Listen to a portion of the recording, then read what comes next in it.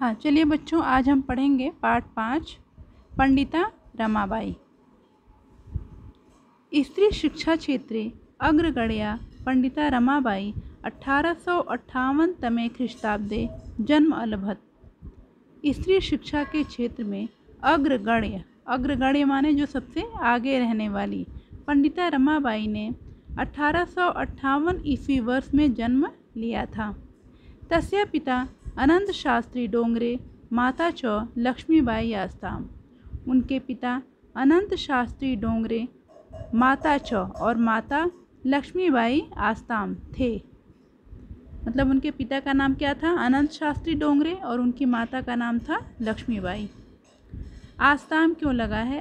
अगर एक आदमी होता तो आसीत होता। यहाँ माता पिता दोनों के बारे में बताया गया है, इसलिए क्या है? आस्ताम। तस्मिन् काले इस स्त्री शिक्षायाः स्थिति चिंतनीया आसीत्। तस्मिन् काले उस समय मतलब जब पंडिता रमाबाई थी उस समय 1858 के लगभग स्त्री शिक्षायाः स्थिति, स्त्री शिक्षा की स्थिति चिंतनीय आसीत्, अत्यंत चिंतनीय थी। स्त्रीणां कृते संस्कृत शिक्षणं प्रायः प्रचलितं न आसीत्। स्त्रियों के लिए संस्कृत की शिक्षा प्रायः प्रचलित नहीं थी। परंतु हम ऐसा नहीं कह सकते, इससे पहले प्राचीन काल में अनेकों संस्कृत की विदुषी ज्ञाता स्त्रियां हुई हैं, गार्गी, अपाला, लोपामुद्रा आदि।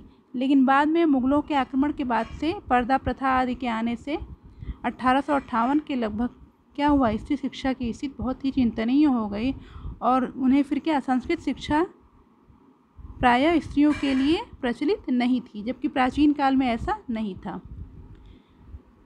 तो वही है, देखिए दिया है, स्त्रीणां कृते संस्कृत शिक्षणं प्रायः प्रचलितं न आसीत्। स्त्रियों की शिक्षा के लिए संस्कृत शिक्षण प्रायः प्रचलित नहीं था। किंतु डोंगरे रूढ़िबद्धां धारणां परित्यज्य स्वपत्नीं संस्कृतम् अध्यापयत्। किंतु डोंगरे महोदय ने, डोंगरे कौन?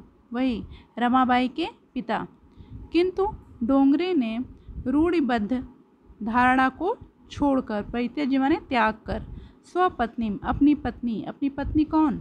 लक्ष्मीबाई को संस्कृतम अध्यापयत्, संस्कृत पढ़ाया। एतदर्थम स समाजस्य प्रतारणाम अपि असहत, और इसके लिए उन्होंने समाज की प्रताड़ना भी सही। अनंतरम रमा अपि स्वमातुः संस्कृत शिक्षां प्राप्तवती। अनंतरम इसके पश्चात रमा ने भी स्वमातुः अपनी माता से संस्कृत की शिक्षा प्राप्त की। मतलब रमा ने अपनी माता से ही संस्कृत का ज्ञान या संस्कृत की शिक्षा ग्रहण की।